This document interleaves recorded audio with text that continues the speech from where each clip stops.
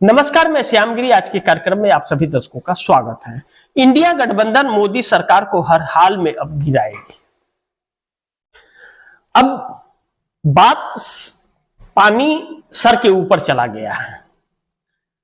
बिहार जीत ने इंडिया गठबंधन को चौकन्ना कर दिया, लेकिन चौकन्ना के साथ साथ डरा भी दिया है। इस बात से भी इंकार नहीं कर सकते।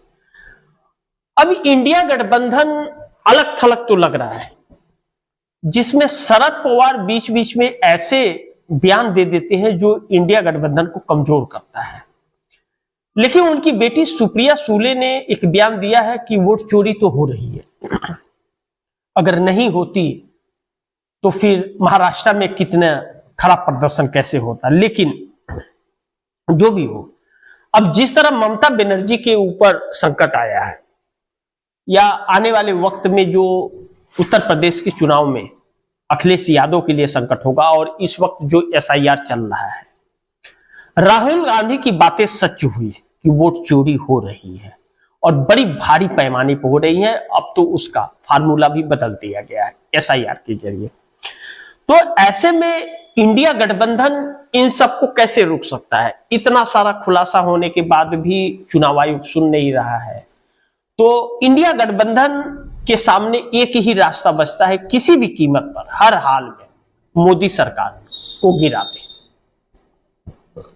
अब उसकी कवायद राहुल गांधी करेंगे या सब मिलकर करेंगे, आने वाला वक्त बताएगा। लेकिन दूसरी तरफ नीतीश नायडू दोनों ही राहुल गांधी के साथ लगातार संपर्क में है, इस तरह की चर्चाएं की जा रही हैं।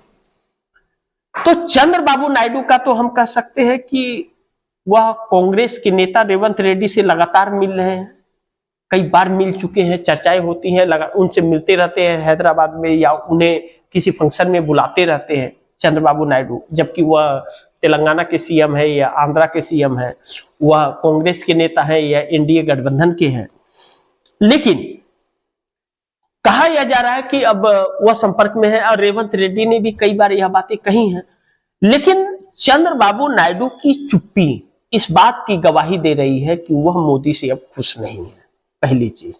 और दूसरा, मोदी शाह की कोशिश नाकाम, नीतीश की पार्टी अब नहीं तोड़ पाएंगे। मोदी शाह ने जो कोशिश कर रहे थे नीतीश की पार्टी तोड़ने का, या नीतीश के सांसद 12 में ज्यादातर सांसद, एक दो सांसद छोड़ करके ज्यादातर सांसद वह अमित शाह के हो चले थे, मोदी के हो चले थे। भाषा भी वही बोल रहे थे, भाजपा की भाषा बोल रहे थे, जेडीयू की भाषा नहीं बोल रहे थे। नरेंद्र मोदी अगर बिहार जाते थे तो उनके लिए रैली में भीड़ जुटाने के लिए पता नहीं कितनी मेहनतें करते थे, उनके साथ रहते थे, सब कुछ करते थे। वह अब नहीं है, वह नीतीश कुमार के साथ चले गए। तो जो कोशिश की थी मोदी और शाह ने मिलकर के, वह कोशिश नाकाम हो गई है।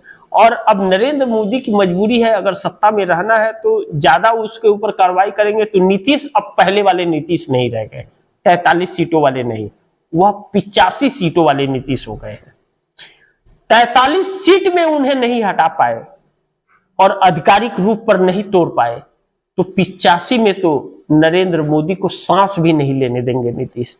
तो ऐसे में मोदी शाह की कोशिश नाकाम हो गई है, नीतीश की पार्टी अब तोड़ नहीं पाएंगे किसी भी कीमत पर। लेकिन चंद्रबाबू नायडू अब मोदी सरकार को नहीं बचा पाएंगे, और इस बात में बहुत दम है। क्यों?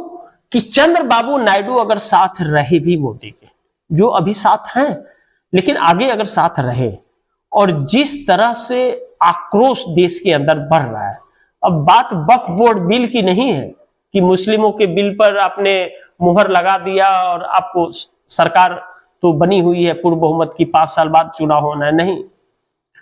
अब घेराव न हो जाए, क्योंकि आक्रोश जनता का जो है, और ज्ञानेश कुमार का आतंक जो वोट चोरी का चल रहा है, अब जनता के अंदर आक्रोश और जनता को जगाने के लिए राहुल गांधी ने कमर कस लिया है। अब राहुल गांधी की अगर रामलीला मैदान की का जन आक्रोश रैली अगर सफल हो गई, तो घेराव भी इन लोगों का हो सकता है। तो चंद्रबाबू नायडू किसी भी कीमत पर अब या तो मोदी का साथ छोड़ दे या मोदी के बचाव में नहीं आएंगे, और चंद्रबाबू नायडू इस वक्त चुप्पी साध रखे हैं। लेकिन दूसरी तरफ नीतीश नायडू की मजबूरी हो जाएगी मोदी सरकार को गिराना, अगर जनता ने अपना रिएक्शन देना शुरू कर दिया। जैसे हर राज्य से आवाज उठ रही है और साउथ से बहुत ज्यादा उठ रही है। क्यों? कि साउथ के अंदर चुनाव तमिलनाडु में भी है, पांडिचेरी, केरल के अंदर है, आने वाले वक्त में कर्नाटक के अंदर होने वाला है। अगर आवाज उधर उठनी शुरू हो गई है तो चंद्रबाबू नायडू के खिलाफ भी आवाज उठेगी, उन्हें भी घेरा जाएगा। तो ऐसे में नीतीश नायडू की मजबूरी हो जाएगी कि मोदी सरकार को गिराना, उनसे समर्थन वापस लेना, जिस पर वह चलते हुए जिस राह पर नजर भी आ रहे हैं। लेकिन दूसरी तरफ ज्ञानेश कुमार की तानाशाही अब मोदी सरकार के लिए संकट बन गया। ज्ञानेश कुमार ने जिस तरह विपक्ष को नजरअंदाज किया, विपक्ष का सुना नहीं, और free and fair election Gyanesh Kumar ने नहीं कराया, वह उनकी डिक्शनरी में नहीं है, उस प्रवृत्ति के इंसान वह है नहीं। तो जिसके जो इस देश के लोकतंत्र का नहीं हो सकता, जो देश का नहीं हो सकता, जो संविधान को न मानता हो, तो फिर उसके खिलाफ तो जनता का रिएक्शन आएगा ही सच्चाई जानने के बाद। तो अब ज्ञानेश कुमार ने जो नरेंद्र मोदी अमित शाह के साथ वफादारी की, तो मोदी शाह तो रिकॉर्ड तोड़ 90% पे आ गए। लेकिन यह बातें किसी को पची नहीं, और सबसे अहम चीज रही कि जिस बात को लेकर, जिस डुप्लीकेट वोटर या फर्जी वोटर को लेकर के बातचीत खड़ी हो रही है, सवाल खड़ा हो रहा है, चुनाव आयोग के पास वह सॉफ्टवेयर है, लेकिन उस सॉफ्टवेयर का इस्तेमाल नहीं कर रहा है। क्यों? कह रहा है कि नहीं, इसकी जरूरत नहीं है। क्यों? अगर जरूर उसका इस्तेमाल करेगा तो फर्जी वोट खत्म हो जाएंगे, तो फर्जी वोट खत्म हो जाएंगे तो भारतीय जनता पार्टी के जमानत जब्त होने शुरू हो जाएंगे, फिर दो लोगों की पार्टी बन करके रह जाएगी। इसलिए वह तानाशाही कर रहे हैं और एसआईआर करा रहे हैं। एसआईआर के तहत बीएलओ की मौत भी हो रही है और सवाल भी खड़े हो रहे हैं, और विपक्ष एकजुट हो गया है। ऐसे में ज्ञानेश कुमार के तानाशाहियों की वजह से, गलत नीतियों की वजह से मोदी सरकार के लिए संकट ज्ञानेश कुमार बन गए। क्योंकि ज्ञानेश का विरोध होता है तो ज्ञानेश को बचाने के लिए भाजपा आती है, चुनाव आयोग नहीं सामने आता है, भाजपा आती है, और भाजपा खुद को नहीं बचा पा रही तो ज्ञानेश को क्या बचाएगी। तो मोदी सरकार के लिए एक संकट पैदा हो गए हैं, नए ज्ञानेश कुमार की नीतियां संकट हो गई हैं।